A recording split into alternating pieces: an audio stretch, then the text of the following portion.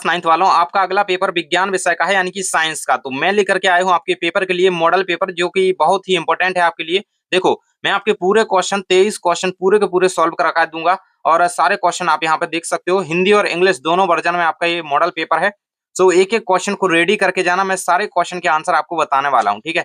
सो देखो, यहाँ तक यानी कि लास्ट के क्वेश्चन तक आपके आंसर बताऊंगा विथ डायग्राम, जिसमें डायग्राम है अच्छी तरीके से समझाते हुए। तो अगर आपको अपने एग्जाम में बहुत अच्छा स्कोर करना है तो इस वीडियो को देख लेना, और चैनल पर नए हो तो सब्सक्राइब का बटन दबा दो और वीडियो को लाइक कर देना, ठीक है। हम यहाँ से अपना पेपर स्टार्ट करते हैं सॉल्यूशन करना, ठीक है। सो देखो, इस प्रकार से आपके पेपर का पैटर्न रहेगा, और यहाँ पे आप देखें तो 3 घंटा आपको समय मिलेगा। 23 क्वेश्चन हमारे पेपर में रहेंगे, मैं 23 के 23 आपको सॉल्व करके बताऊंगा, ठीक है। और आपके पेज 9 हो सकते हैं पेपर में, और 75 नंबर का भैया पूर्णांक है, ठीक है। अब हम स्टार्ट कर रहे हैं अपने निर्देश के साथ। तो निर्देश कह रहा है कि सभी प्रश्न हल करना अनिवार्य, मैं पूरे प्रश्न आपको सॉल्व करवाऊंगा, ठीक है। और मैंने बताया कि यह एक मॉडल पेपर है, ठीक है, इस चीज का ध्यान रखना। सो देखो, तैयारी बेहतरीन करनी है तो वीडियो पूरा देखना पड़ेगा, देखो, क्योंकि ये वीडियो डिसाइड कर देगा कि हाँ तुमने कितना पढ़ रखा है, तुम पे कितना पेपर में बनेगा, है ना।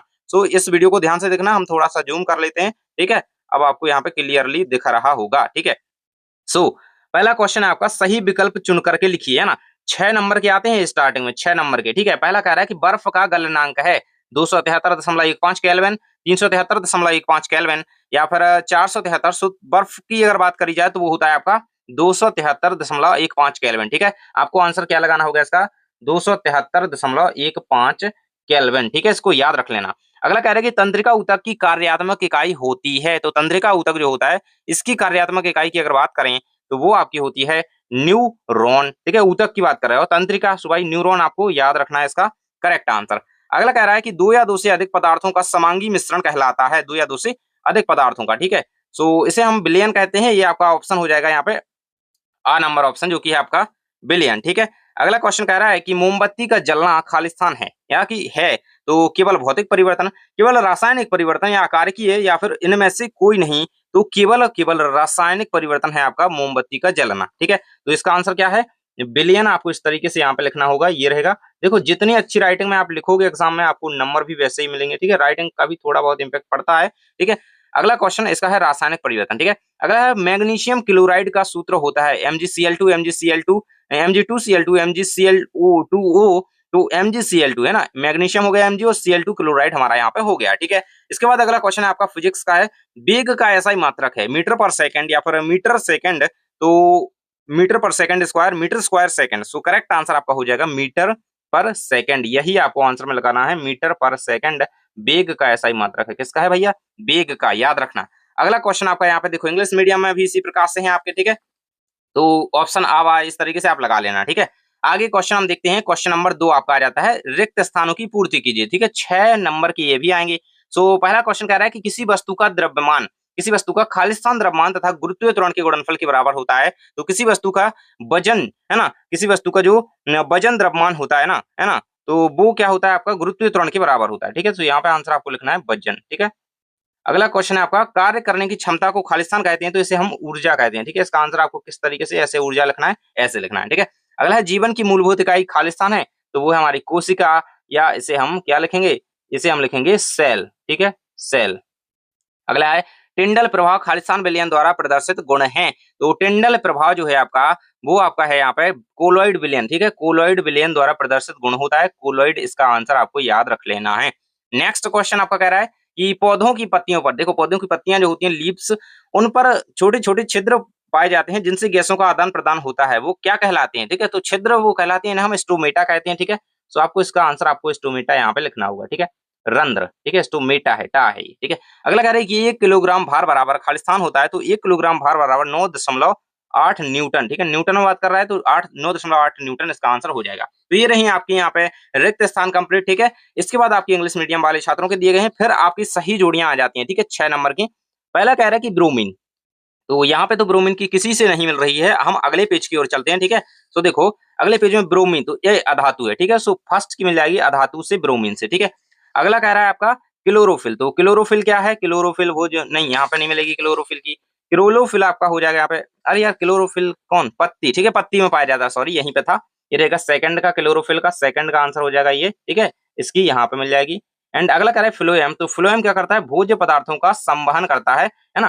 तो ये हो जाएगी 3rd नंबर की जोड़ी यहाँ पे, ठीक है। अगला है आपका, अगले पेज में देखते हैं, कह रहा है कि केपलर, तो केपलर ने ग्रहों की संबंधित गति के नियम दिए थे, तो 4 नंबर में हमें यहाँ पे, तो ग्रह के नियम जो यहाँ पे दिए थे ग्रह से संबंधित, वो केपलर ने दिए थे। अगला है जाइलम, तो जाइलम की जोड़ी आपको मिल जानी है यहाँ पे, इस पेज में दिया गया, देखो यहाँ पे ये रहेगा जाइलम, जल एवं खनिज लवणों का संवहन करता है, ठीक है। तो ये हो जाएगी 5 की जोड़ी यहाँ पे मिल जाएगी, ठीक है। जाइलम से याद रखना जल का संवहन, ठीक है। अगला है गति का द्वितीय नियम, तो F = m × a आपका होता है गति का सेकंड लॉ, ठीक है। इस प्रकार से कंप्लीट होते हैं। एंड ये रहेंगे आपकी यहाँ पे इंग्लिश मीडियम वालों के छात्रों के लिए ये, तो ये रहेगी आपकी यहाँ पे देख सकते हो, फर्स्ट की यहाँ पे मिल जाएगी है ना, सेकंड आपकी यहाँ पे ये लीप से मिल जाएगी, 3rd नंबर मिल जाएगी आपकी फूड आइटम करता है यहाँ पे फ्लोएम, ठीक है। केपलर ने यहाँ पे 4 की, और ये रहेगी 5th की आपकी, और ये रहेगी 6 की, ठीक है। इसके बाद आप यहाँ पे देख सकते हो सत्य असत्य का चयन करना है, ट्रू फॉल्स आपके यहाँ से आ जाते हैं। सो फर्स्ट नंबर क्वेश्चन कह रहा है कि लाइसोसोम को आत्महत्या की थैली के नाम से जाना जाता है, तो बिल्कुल सही है, आपको इसका आंसर सत्य लिखना होगा, ठीक है। अगला है कोशिका के खोजकर्ता रॉबर्ट हुक हैं, तो ये भी आपका सही है, रॉबर्ट हुक ही है, ठीक है। अगला है आपका कि हमारे शरीर में गति के लिए तंत्रिका ऊतक होता है, गति की बात कर रहा है, गति के लिए जो उत्तरदायी ऊतक होता है वो होता है आपका तंत्रिका ऊतक, ये भी आपका सत्य हो जाएगा, ठीक है।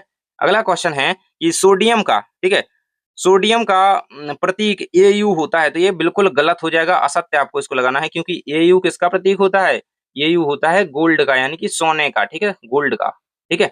अगला है आपका सोडियम की, और सोडियम का क्या होता है, Na होता है, ठीक है, इसको याद रखना। अगला है आपका आयोडीन की कमी से घेंगा रोग होता है, तो ये भी बिल्कुल सही है, ठीक है, घेंगा रोग हो जाता है, ठीक है। अगला है स्थिर अनुपात का नियम रॉबर्ट हुक ने प्रस्तुत किया था, स्थिर अनुपात की बात कर रहा है, तो ये आपका बिल्कुल से यहाँ पे गलत हो जाएगा, असत्य हो जाएगा, क्योंकि स्थिर अनुपात के नियम की बात करें तो ये नियम जो है डाल्टन ने दिया था, ठीक है, किसने दिया था, डाल्टन ने। इन्होंने क्या किया था, इन्होंने कोशिका की खोज करी थी, ठीक है। जैसे मैं बताते जाता हूं ताकि आप लोगों को और चीजें भी पता चलती जाए, क्योंकि वार्षिक की तैयारी भी साथ में होती जाएगी, ठीक है। इसके बाद ट्रू फॉल्स ये वही है भाई, तो समझ सकते हो आपको जो मैंने सत्य बताया, ठीक है, ये आपका सही है, सही है, सही है, ठीक है। चौथा नंबर ये आपका असत्य है, एंड ये रहेगा आपका सही, सही, ठीक है। लास्ट वाला गलत है, गलत है, ठीक है। इस प्रकार से आगे हमारे आ जाते हैं, यहाँ पे एक शब्द या वाक्य में उत्तर लिखिए 6 मार्क्स में। न्यूट्रॉन की खोज किसने की, ठीक है, न्यूट्रॉन की खोज किसने करी थी, तो जेम्स चैडविक ने करी थी, जेम्स चैडविक, इस तरीके से आपको इसका आंसर लिखना होगा, जेम्स चैडविक, ठीक है, ये आंसर आपका हो जाता है इसका। अगला कह रहा है कि डीएनए का पूरा नाम लिखिए, तो डीएनए का पूरा नाम होता है डीऑक्सी राइबो न्यूक्लिक एसिड, ठीक है, डीऑक्सी, ठीक है, इस प्रकार से लिखेंगे, डीऑक्सी राइबो न्यूक्लिक अम्ल या एसिड, ठीक है, कोई भी एक लिख सकते हो। अगला कह रहा है कि कोशिका सिद्धांत किसने दिया था, कोशिका सिद्धांत भाई किसने दिया था, तो 2 वैज्ञानिक थे, स्लाइडन व स्वान, ठीक है।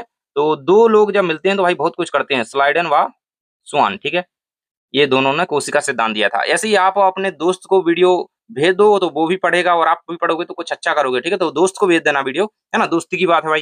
त्वरण का एसआई मात्रक लिखिए, तो त्वरण का एसआई मात्रक आपका होता है मीटर पर सेकंड स्क्वायर, ठीक है। तो ये होता है त्वरण का एसआई मात्रक, इसको याद रखना। आगे क्वेश्चन की ओर बढ़ते हैं, 5 नंबर में दिया गया है, कह रहा है कि किसी वस्तु की गतिज ऊर्जा के लिए व्यंजक लिखिए, ठीक है।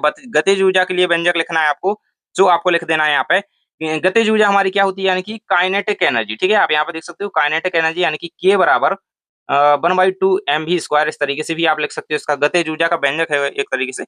अगला कह रहा है कि दाब का मात्रक क्या है, तो दाब का मात्रक होता है पास्कल, ठीक है, दाब यानी कि प्रेशर, इसका मात्रक आपसे पूछा गया तो पास्कल, ठीक है, प्रेशर का पास्कल।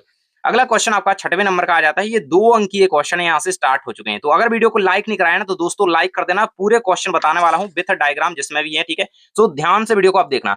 कह रहा है कि गुप्त ऊष्मा किसे कहते हैं, ठीक है, तो इसका आंसर आपको यहाँ से देख लेना है, ठीक है। और साथ ही में गर्मियों में किस तरह के कपड़े पहनने चाहिए, तो 6 का आंसर आपको यहाँ पे देख लेना। ये गुप्त ऊष्मा का आपको यहाँ पे गुप्त ऊष्मा वह होती है जिसमें किसी पदार्थ को अपनी अवस्था बदलने के लिए लगती है, ठीक है, जो उसमें लगती है। और गर्मियों में हमें सफेद कपड़े पहनने चाहिए, सूती पहनने चाहिए, क्योंकि पसीनों को सोखते हैं, ठीक है। तो ये आपका आंसर यहाँ पे हो जाता है 6वें नंबर का।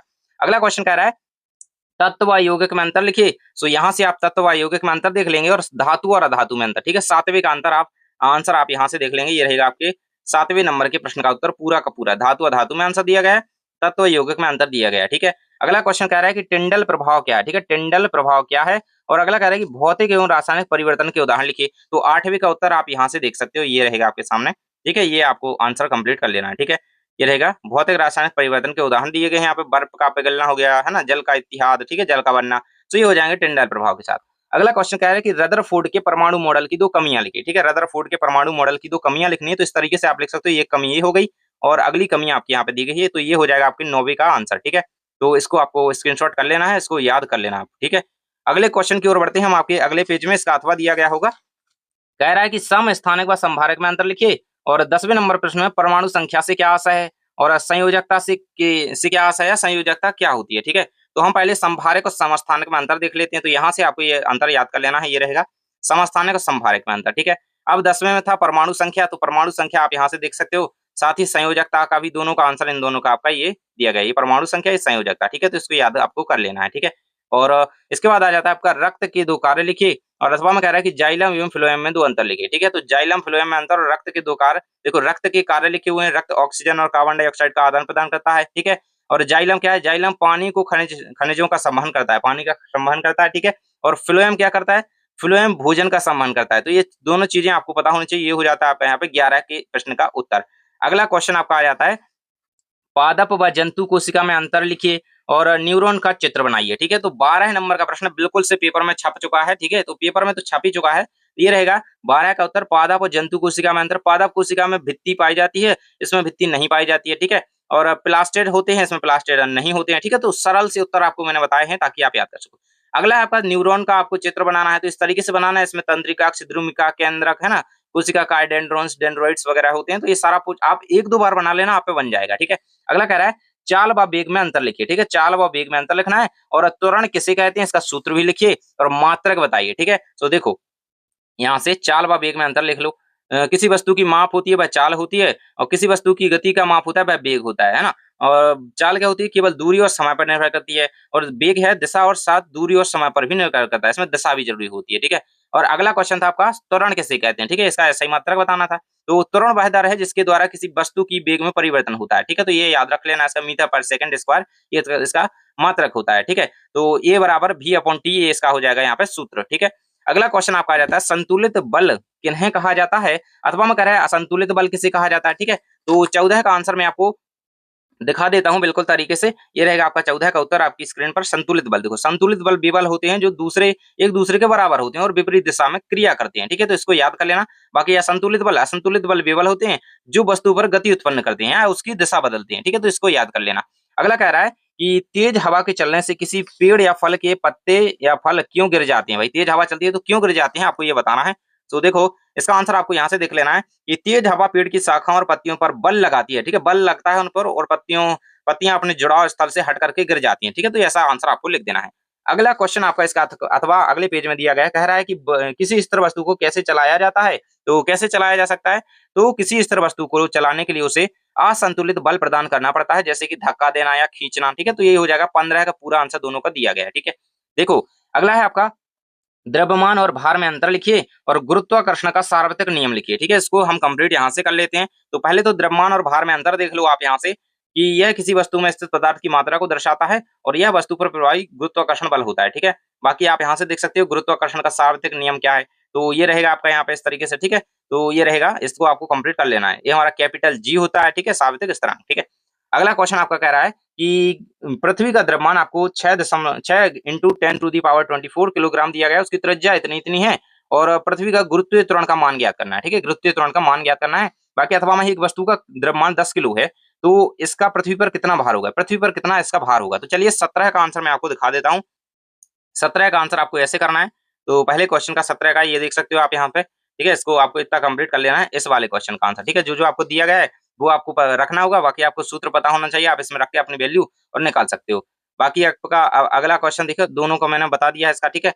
अगला क्वेश्चन आपका आ जाता है यहाँ पर, ठीक है, ये दूसरे का अथवा का दिया गया, ठीक है, इसका भार कितना होगा, ठीक है। तो ये रहेगा दूसरे का अथवा वाले का।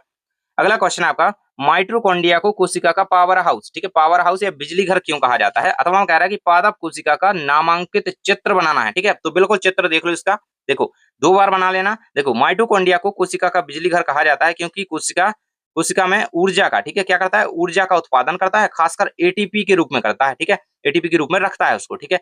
अगला आपका था कोशिका का चित्र बनाना था, पादप कोशिका का। तो इस तरीके से आप इस डायग्राम को याद कर लेना, इसमें जो जो पार्ट होते हैं देख सकते हो यहाँ पे, कोशिका द्रव्य, हरित लवक, राइबोसोम, माइटोकॉन्ड्रिया सारे दिए गए हैं आपके, केंद्रक वगैरह सब कुछ बिल्कुल 1-2 बार बना लो, ठीक है इसको। अगला है आपका हमारे दैनिक जीवन में ऊर्जा का क्या महत्व है और 1 किलोवाट में कितने जूल होते हैं ये आपको ज्ञात करना है। ठीक है, सो हम देख लेते हैं हमारे दैनिक जीवन में क्या महत्व है। इसका आंसर यहाँ से देख सकते हो आप, ये रहेगा आपका आंसर। और 1 किलोवाट में कितने 1000 जूल होते हैं, सो 1 किलोवाट बराबर 1000 जूल प्रति सेकंड, ये आपका करेक्ट आंसर दोनों का हो जाएगा। ठीक है, अगला क्वेश्चन आपका कह रहा है कि जंतु कोशिका का है ना, यहाँ पे आपको एनिमल सेल का यानी कि जंतु कोशिका का चित्र बनाना है। तो देखो जंतु कोशिका का डायग्राम आपको कुछ इस तरीके से बनाना होगा एग्जाम में। आपकी बुक में जो दिया गया है वही मैंने दिया है। ठीक है, इसको रेडी कर लेना। इसमें क्या-क्या पार्ट होती है, इसमें कोशिका भित्ति नहीं होती है। ठीक है, बाकी जो पार्ट होते हैं केंद्रक, केंद्रिका हो गया, केंद्रक आवरण हो गया। ठीक है, और ये सारी चीजें गोल्जी उपकरण हो गया, कोशिका द्रव्य हो गया, सूत्रकणिका, माइटोकॉन्ड्रिया, गोल्जी है ना, ये सारी चीजें होती हैं।